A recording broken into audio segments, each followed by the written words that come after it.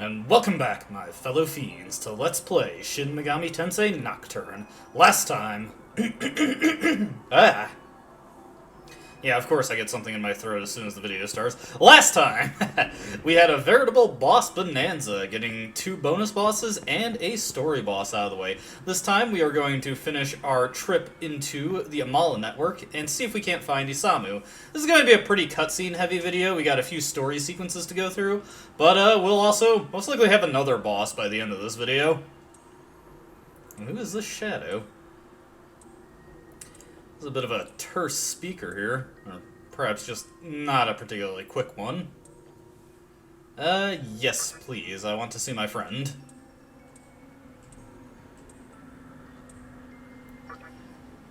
I see no reason to be impolite towards this ghost.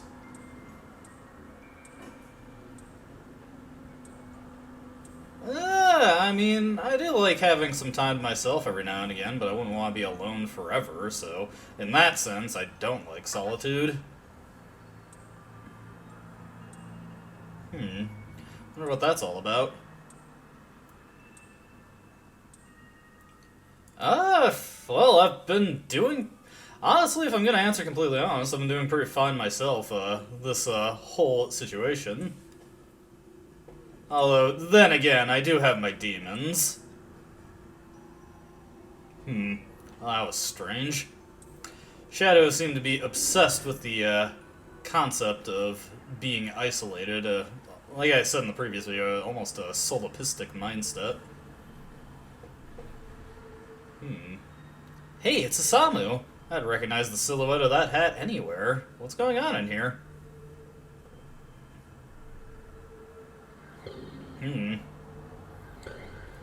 Looks like he is merging with the Magatsui of the Amala network.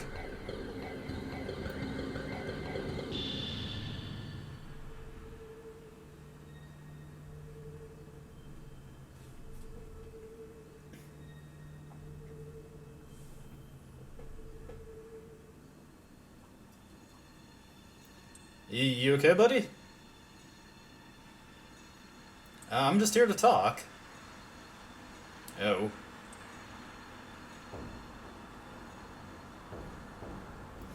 Seems to have developed quite the ego since we last saw him. Granted, he was always somewhat arrogant. I see you are ready to face me.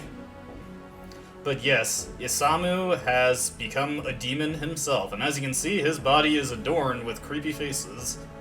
Wonder if he merged with specters, now that I think about it. Whatever.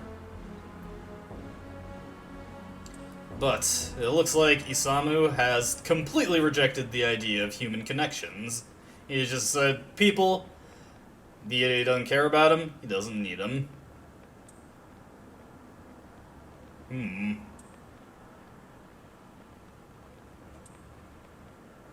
And thus, Isamu gives us his reason of Musubi, Isamu's theory that we live in a society, and that's a bad thing. He doesn't want to live in a society. He just wants to be his own little world, to each man an island.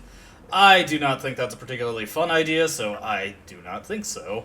I wouldn't have this video game if I lived in a world all by myself. Jesus, Isamu, I just crushed your logic there.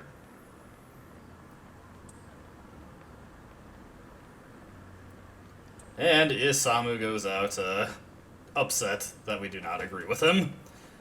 Which you'd think he wouldn't care, because, solipsism, but whatever. I feel like if this game had, like, the same level of popularity, or just like mainline Shin Megami Tensei in general had the same level of popularity as Persona, there'd be more, people who'd characterize Isamu as being an incel, and that would be funny. I leave you with that thought as we get out of the Amala network.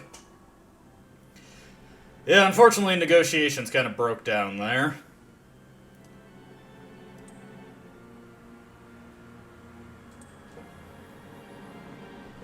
Well, what do we do now?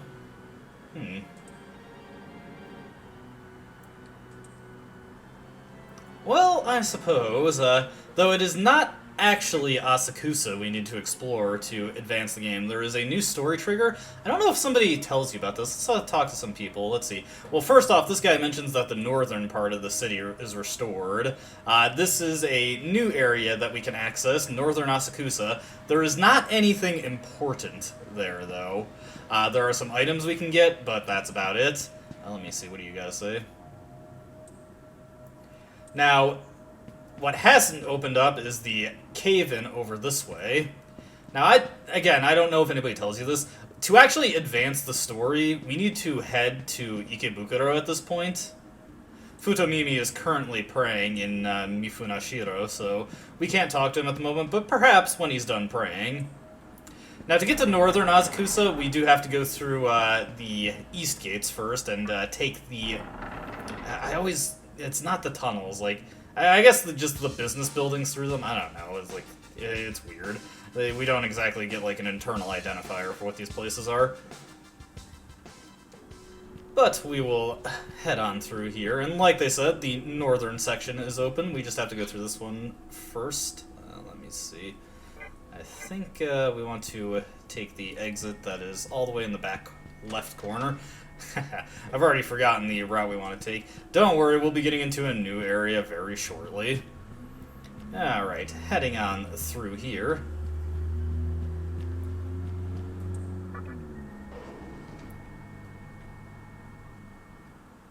We want to take the bridge up here and take the northern building. And this will allow us to, of course, get into North Asakusa.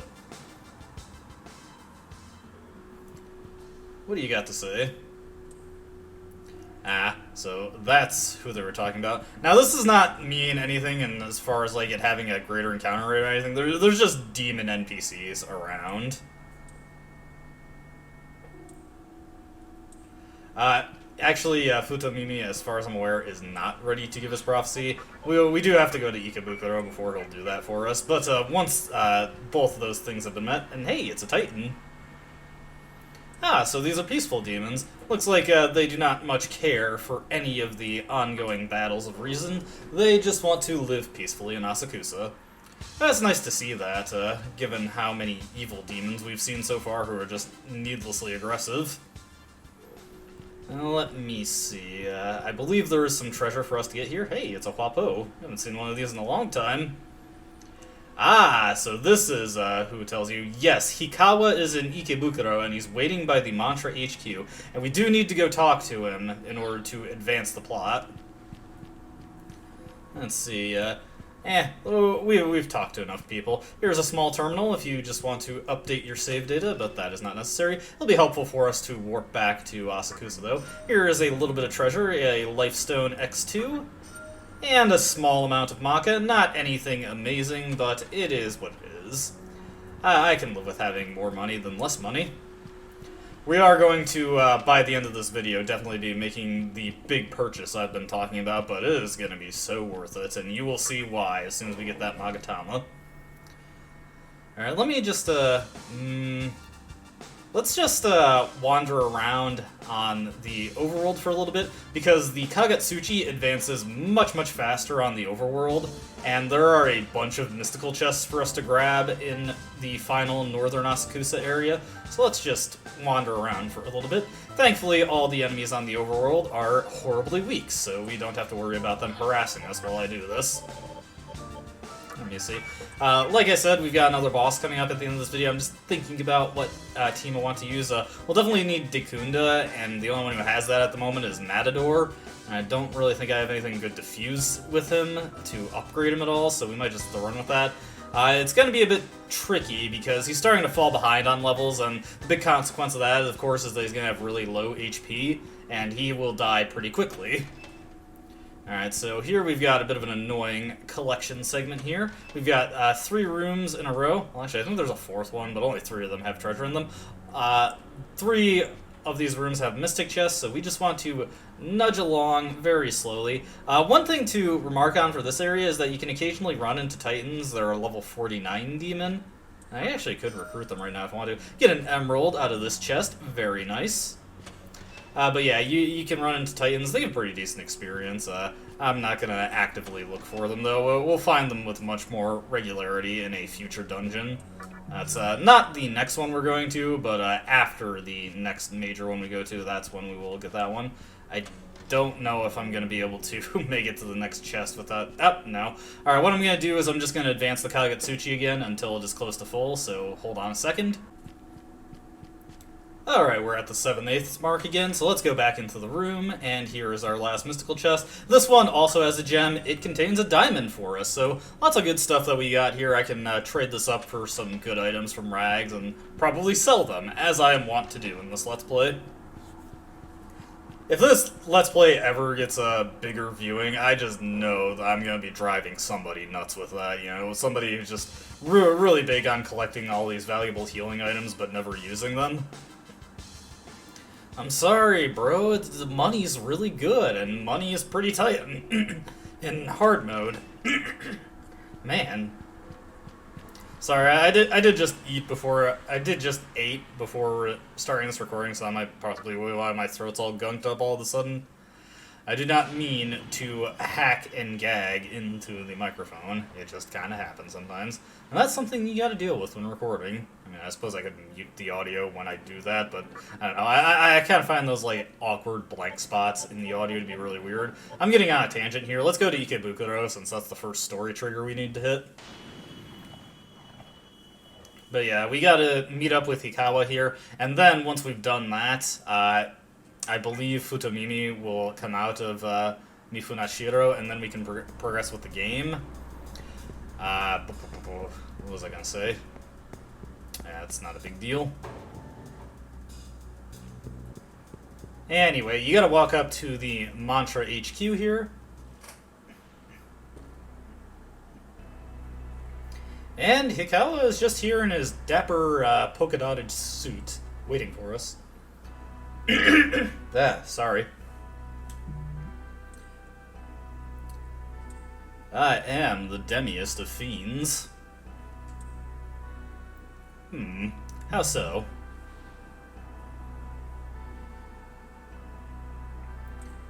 So, okay. Anything else that you did with Miss Takao beyond that point was just a victory lap?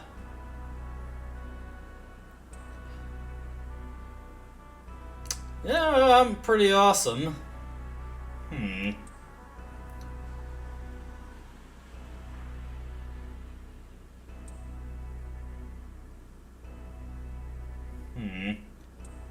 So, what's your end goal with Shijima?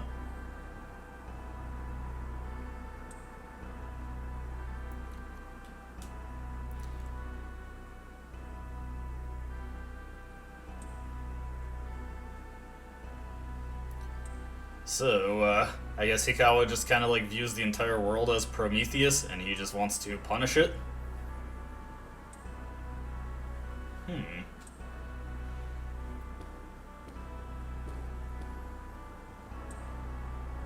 So basically, you just want to turn the world into a hive mind? No. Quite a bit of irony there. If the world had been, more serene, you wouldn't have even conceived of this idea.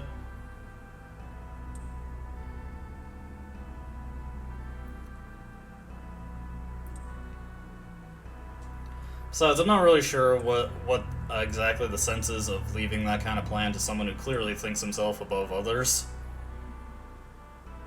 Now who could that be? Sadly, if you go up to Gozutenu's room at this point, there's nothing there, but this is something you need to keep in mind for later. You do you, buddy, but I do not particularly care for your idea. Honestly, the most sensible one so far has been Yosuga, and that one's just straightforward social Darwinism. Oh, whoops, did not mean to go up that escalator. Alright, now that that's taken care of, actually, just before I forget, I wasn't topped off on HP and MP. Let's heal ourselves, because it would be nasty if I ran into some encounters and got destroyed. Well, actually, that's not something we're going to have to worry about, but you know what I mean.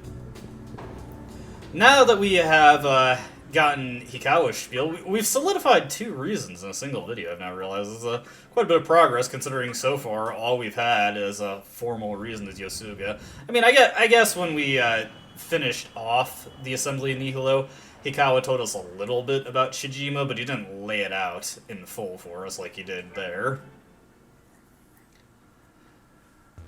Quite ironic with his ego that he was so desperate to try and get me to help him. Seems like he's not quite as confident as he makes himself out to be.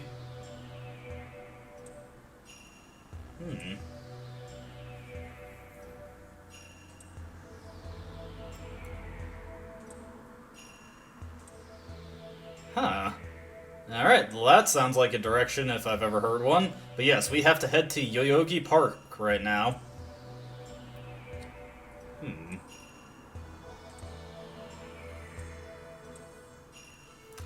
Now, of course, Yoyogi Park was by Shibuya, but we could not get any deeper into it because of the construction site entrance was locked off to us. However, very conveniently, when we hear Futomimi's speech about it here, an alternate path opens up to the back entrance of Yoyogi Park. In fact, if you may remember from the very beginning of the game, it is the same entrance where we met and first spoke to Hijiri. Futomimi seems quite confident in his world for mannequins. No, I don't know if I've just never noticed this, or if it just is the case. Like, Futomimi does not seem to have the dystonia-style shakes that the rest of the mannequins have. I don't know if that is the case or not. I thought that for a while with Sakahagi, but then I noticed he actually shakes pretty violently. I don't know why I didn't notice that in the first cutscene he had when I first played this game. Now that we have heard everybody gab, Hijiri decides he wants in on the action and will talk to us also.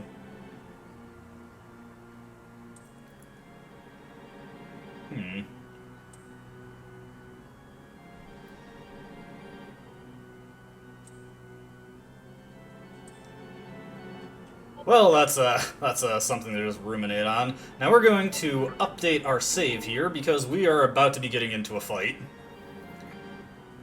Alright. Yeah, it was just me.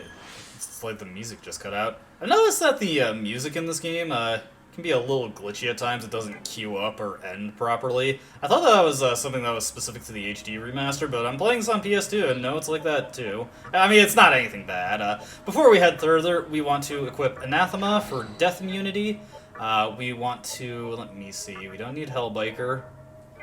As much as I'd like to have Arahabaki, he's not critical. Matador is with Dekunda. It's going to be very important. Hopefully the team I've got can handle this fight. I did not super well prepare myself for this. Having Windcutter, though, should be handy. But yes, this hallway has opened up, and we can go deeper into it. And this will take us to the rear entrance of Yoyogi Park. Naturally, it is not that simple, though. As soon as it is cleared up, a fiend is awaiting us. This fiend will only be here if you've defeated Black Rider. Which, I mean, if you've been following the pattern so far, you can probably guess who this is going to be.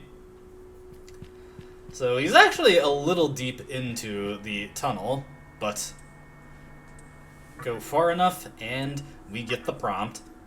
You know, I should have shown off attempting to... We'll have a couple more fiends to try on. I should show off attempting to run from the fiend. But our final horseman approaches us, Pale Rider.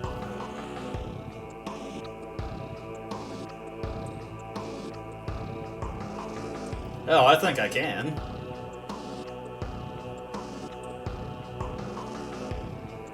Well, I've made it this far, haven't I?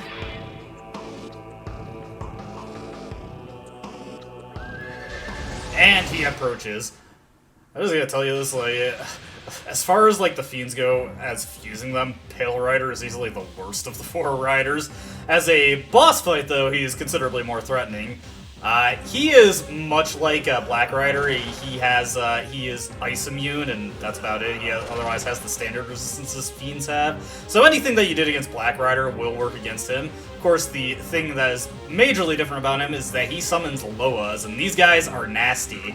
They have access to Debilitate, the ultimate debuffing skill.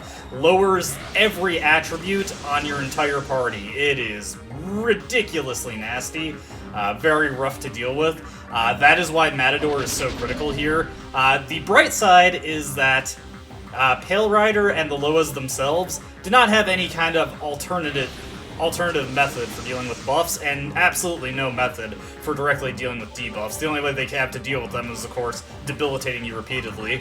Now, the other tricky thing about the Loas is that they have, I think it's Last Resort. It's one of the suicide attacks, and they will gladly blow themselves up after a point.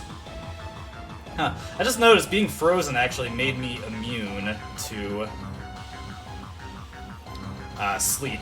Okay, now we're going to start doing taunts. I do want to actually War Cry off that attack bonus, because they do make pretty regular use of physical attacks. I'm going to be draining a lot of my MP, but I do not want to damage the Loas at all, because that increases the chance that they're just going to blow themselves up. So we're going to fully taunt them. And again, the reason that I'm sticking with debuffs is because of Debilitate. I could buff myself up and then just have that stuff debilitated off. Okay. That puts us in good standing. Now we can go on the offensive here. Kurama is just going to be using Wind Cutter on Pale Rider. This should do pretty good damage. Yeah, check that out. Force boosted, fully defense debuff. Very good stuff there. Let's have the Demi Fiend also focus, and then next turn we'll unleash our physical attacks. Okay, got a hit there.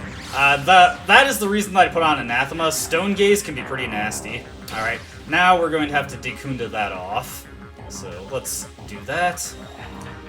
I was thinking about what I'll have Daisoji do. I'll just have him meditate to heal himself. That should work just fine. And hit him with Wind Cutter here. Hit him with Meditate. It'd be funny, like, I'd have to challenge myself to MP stall him at this point just because I deal so much damage otherwise. Come on, let's score a dodge here. Okay, good. And another Debilitate. Boy, is Matador gonna get a chance to attack at all? There we go, Anathema coming in for the save. Granted, since that was their last turn, it's not a huge deal. If I had gotten stoned, I could have just prayed it off, but, you know, if the second Loa did that, or the first Loa did that, and then the second one decided to do a physical attack, that would be no bueno. Alright, I think on this turn, instead I'm gonna have Matador finally throw out his focused attack. There we go. Hey, he's already pretty close to dead. Here is Blight. Now, this leads into Pale Rider's main gimmick. If he poisons you, he has a special move called Pestilence, which is an almighty type physical attack that insta-kills anybody who is afflicted with poison. Pretty nasty stuff there, so it's definitely a good idea to have prayer. Oh, and, well, we've won this fight. Alright, let's just tornado these guys away. But yeah, if you get poisoned, make sure to prayer that off. That went pretty smoothly. How smooth that fight goes depends heavily on if the Loas decide to blow themselves up or not, because obviously if they do that, not only does it do a ton of damage, it removes the debuffs from the Loas more or less, because Pale Rider's just going to summon more the next turn, and then you have to tank a couple hits from the Loas that are not debuffed. Which honestly, in that situation, actually makes it pretty desirable if they just use Debilitate on you. And the final skill that Kurama learns is Starlight, basically Violet Flash, but multi-targeting. Honestly, I don't really have any other reason to use Violet Flash at this point. It really was just because it was very useful in the Obelisk. So, for these situations where I might want Expel damage, Starlight should be fine. I will also be getting Violet Flash off of the Demi Fiend with actually the next Magatama we're going to be getting.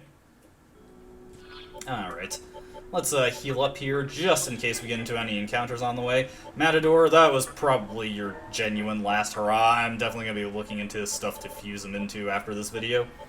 You know what? Since we don't really have any desperate need for anything else, let's bring in Oncot. And I will equip Kamado. Alright, good stuff, good stuff. Now, we want to head this way, because there is a very good thing for us here. we've got another junk shop. And what is the difference with this junk shop? This one is run by the collector mannequin. He wanted to be the grumpy shopkeeper at least once. I think he's, well, actually, no, this game came before that. I was thinking of the shopkeeper from Raito Kuzunoha, but this game predated that one by like a few years.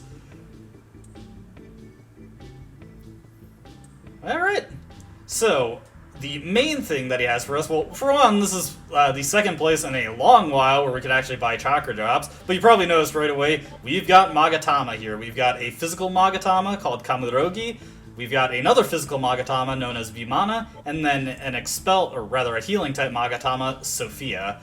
The one we want is Vimana, and we will see why as soon as I get it. To get the money for that, I'm going to sell the spyglass because I do not need it, since I can just consult my compendium in my other file if I need to brush up on any weaknesses. Let's see. We can sell the Soma. We can sell this Great Chakra. What else can I liquidate in order to get the money? I do want to keep those chakra pots. Oh, got some beat chains. Get rid of that. And let's just sell a couple more things that I'm not going to need. Let's see, I got wagtail plumes. I definitely don't need those. We can sell those off. I do want to keep the mirrors, but I won't use these Mamudo rocks. And, we don't need Tetrashot rocks anymore. I can just have Daisojo use Tetrashot in the situation I need it. Okay, that should be enough. And for all the money that I have, we will get Vimana. Why do I want Vimana so badly, though? That's a pretty hefty investment to make there. Well, also, we can get lucky tickets from the collector also. He has different names for his boxes, but they still have the same prizes that the regular junk mannequin has.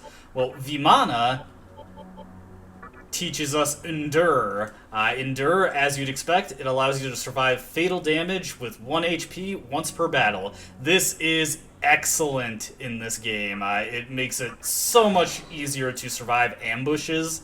So you definitely want to learn that post-haste, and conveniently, the level to learn Endure is level 50, so now that once I have that, I'll be able to breathe so much easier when doing exploration in this game, because anytime we get ambushed and there is the risk of me getting hit by that fatal damage, or, you know, maybe I get targeted by an instant kill spell and I don't have some kind of protection to it, that does give me a chance to save myself, especially if what's attacking me is the last in line. So yeah, you definitely want to learn Endure in this game. Super good. Violet Flash is going to be kicked off the moveset, so I can have that.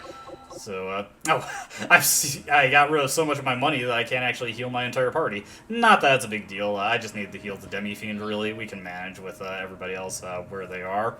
Alright, but I think that's where we'll call it a video. When we come back, we will be going through the rest of that tunnel and heading into a mini-dungeon and then into Yoyogi Park. So, let's just save our game here. I'll keep Vimana equipped so that next time we get a level up, we can just get Endure straight away. And yeah, that is it for this video. Now, I will say something to people who are following this video series as it is being made. I am going on vacation this upcoming week. I will be gone until June the 20th, most likely, when I'll feel like recording again. I'll have the opportunity to even record. Technically, I could on the 19th, but I most likely won't feel like it. But yeah, so there will be a brief hiatus in recording, but it is not going to be 6 years again. So just as a heads up for that. And that aside, as always, I hope you enjoyed watching. I hope to see you in the next video. Until then, goodbye.